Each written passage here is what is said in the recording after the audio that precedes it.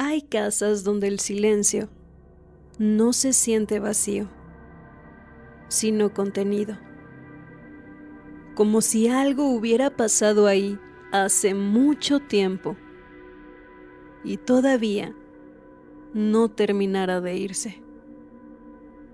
No es una sensación evidente. No hay gritos, no hay señales claras. Es más sutil que eso. Es una incomodidad constante, una especie de presión que no sabes explicar, pero que te hace mirar hacia los pasillos, incluso cuando sabes que no hay nadie. En la Ciudad de México, en una casa común de la colonia Popotla, varias personas entraron una noche sin esperar nada fuera de lo normal y salieron con la sensación de que algo había cambiado dentro de ese lugar. Lo inquietante es que con los años, esa historia creció tanto que hoy ya no es tan fácil distinguir qué fue lo que realmente ocurrió y qué fue lo que se fue construyendo después. Bienvenidos a Misty Cat. Si te gustan las historias reales, suscríbete. Cada semana hay un nuevo misterio aquí en el canal. Antes de convertirse en una de las historias más conocidas del misterio en México, la Casa de Cañitas no era más que una vivienda común en la colonia Popotla en la Ciudad de México. Estaba ubicada en el número 51 de esa calle, en una zona con historia como muchas otras de la ciudad, pero sin ningún antecedente claro que la señalara como un lugar fuera de lo normal. En ese momento, Carlos Trejo no era una figura pública. No había libros, no había programas, no había una narrativa construida alrededor de lo que supuestamente ocurría ahí. Era simplemente un joven viviendo con su familia, en una casa que, hasta cierto punto, era como cualquier otra. Todo empezó a cambiar, no por una investigación paranormal, sino por algo mucho más humano, una pérdida.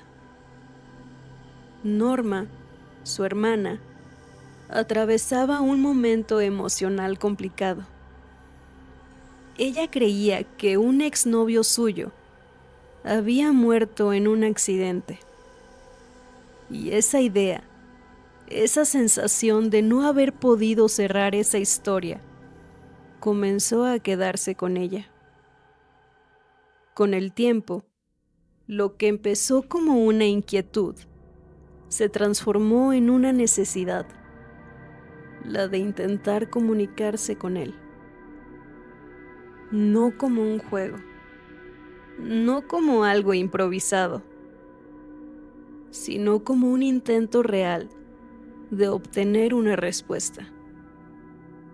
Y fue así como surgió la idea de hacer una sesión Ouija.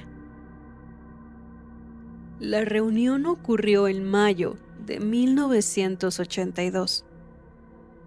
No se trataba de desconocidos ni de curiosos que buscaban experimentar por diversión. Eran personas cercanas, familia y amigos, reunidos en un ambiente que, aunque cargado de expectativa, aún se sostenía en la duda. La sesión comenzó sin incidentes. Al principio, la tabla no parecía responder.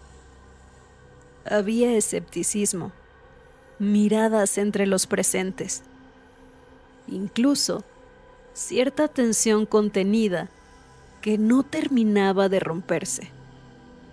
Pero eso cambió. Poco a poco, el puntero comenzó a moverse. Al inicio, los movimientos eran ligeros, dudosos, como si alguien estuviera empujando sin estar completamente seguro. Pero con el paso de los minutos, las respuestas comenzaron a volverse más claras y también más inquietantes, porque lo que se estaba comunicando no era lo que esperaban. La tabla empezó a formar mensajes que no correspondían con la persona a la que intentaban contactar. Las respuestas eran agresivas, incómodas, incluso ofensivas. Y en algún punto, según quienes estuvieron ahí, la entidad que respondía dejó claro algo que cambió por completo el ambiente de la habitación. No era él, no era el exnovio de Norma. Y no solo eso, advirtió que ya estaba dentro de uno de ellos. Ese fue el momento en el que todo se descontroló. Emanuel, que en ese momento era pareja de Norma y también estaba presente en la sesión, comenzó a sentirse mal. No fue algo inmediato, sino progresivo, como si algo dentro de él estuviera cambiando. Su cuerpo empezó a reaccionar de forma violenta. Se desplomó, comenzó a convulsionar. Sus ojos se perdían y lo que salía de su boca no era simplemente saliva. Era una sustancia más espesa, más densa, que aumentaba la sensación de que lo que estaba ocurriendo no era normal. Los sonidos que emitía tampoco parecían suyos. Había desesperación en la habitación, intentos por ayudarlo, voces que no sabían qué hacer.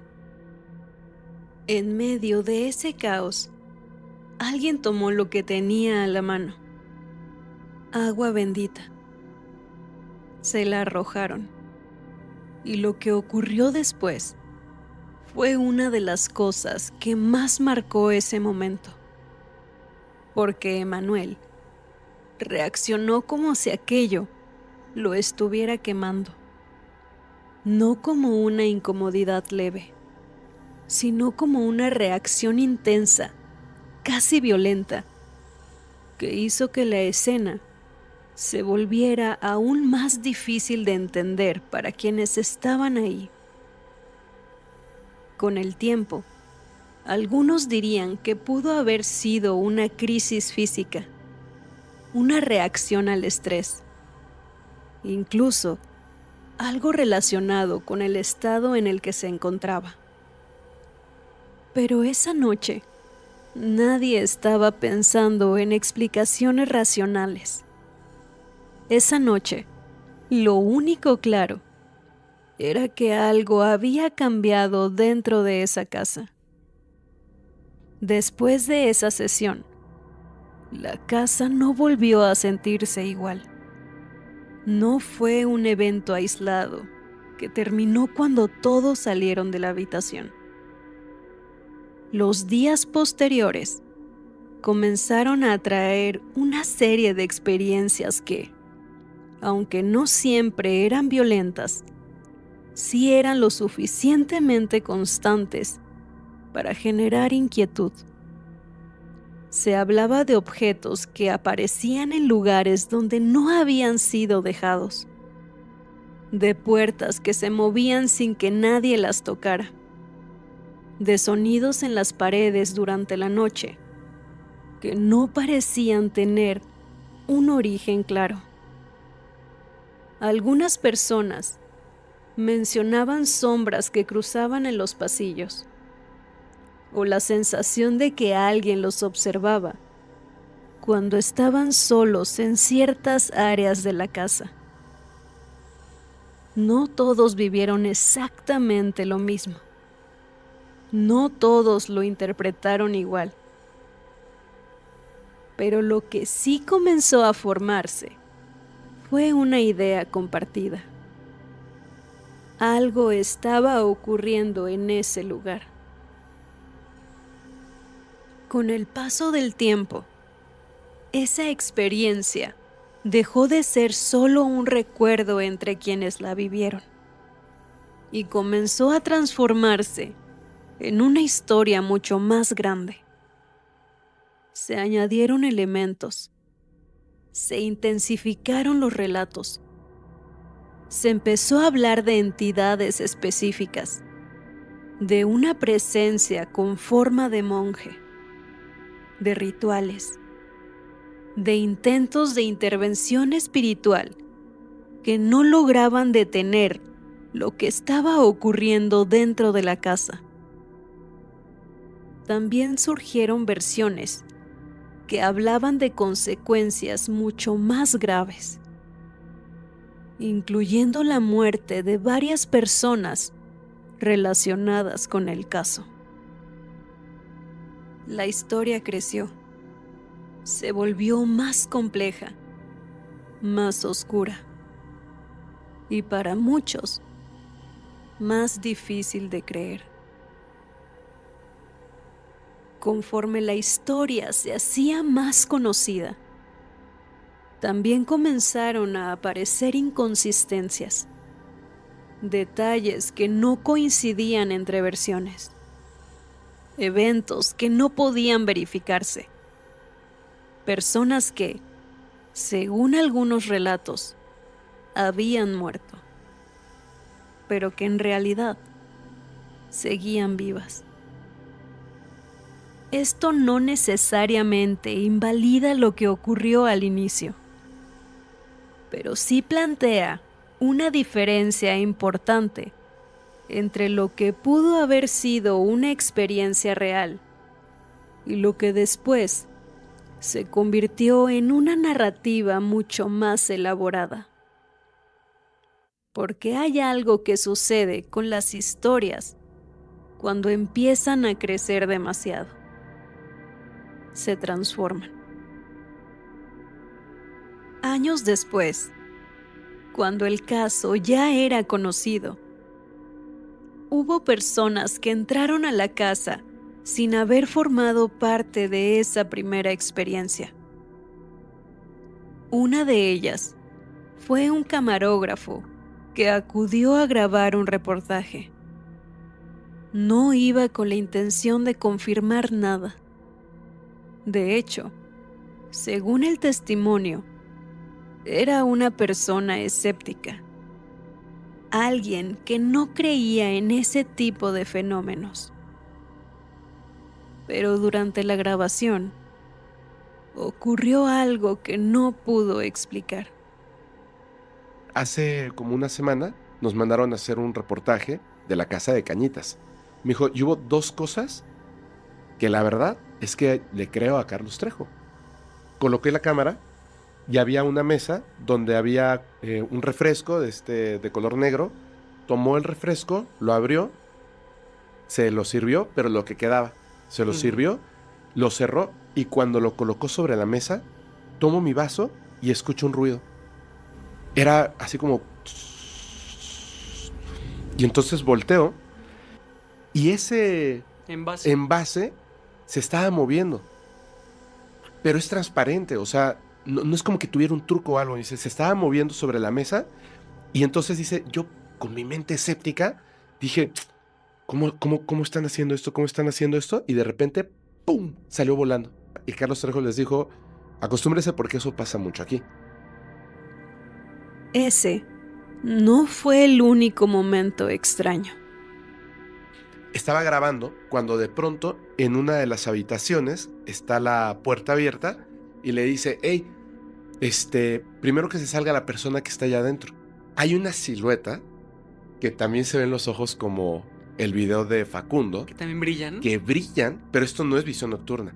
Y está dentro de la habitación con la luz apagada, está como asomada y después se vuelve como a meter, como que se esconde, digamos, dentro de la habitación y dice, hey, porque van a entrar a la habitación. Y dice, hey, primero que se salga la persona que está ahí. Y Carlos Trejo dice, no hay nadie en la habitación, estamos nosotros solos en la casa. No, dice Rafa, hay una persona en la habitación, la acabo de grabar. Y le dice, pues pásale. Entran, prenden la luz y no hay nadie. Pero no solo no hay nadie, no hay dónde esconderse. Cuando revisaron el lugar, no había nadie. No había salida. No había forma evidente de explicar lo que se había visto. Y ese tipo de testimonios son los que complican aún más la historia. Entonces, ¿qué pasó realmente en la Casa Cañitas? Fue una noche en la que un grupo de personas vivió algo que no supo cómo interpretar. Fue una historia que, con el tiempo, fue creciendo hasta convertirse en algo mucho más grande de lo que realmente ocurrió. ¿O es posible que ambas cosas sean ciertas al mismo tiempo?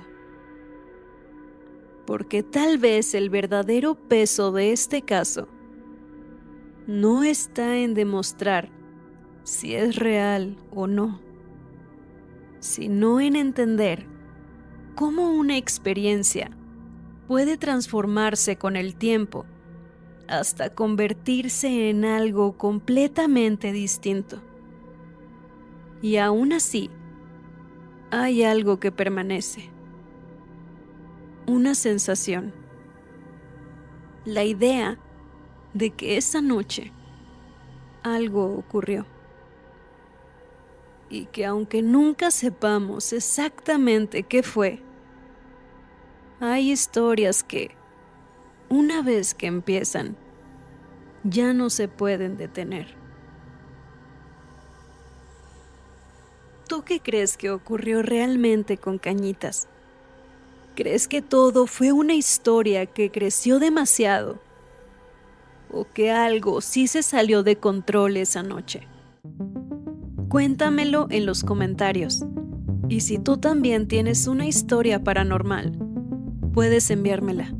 No olvides suscribirte, dejar tu like y activar la campanita para no perderte el próximo misterio. Nos vemos en el siguiente video. Si es que algo no nos observa antes. Adiós.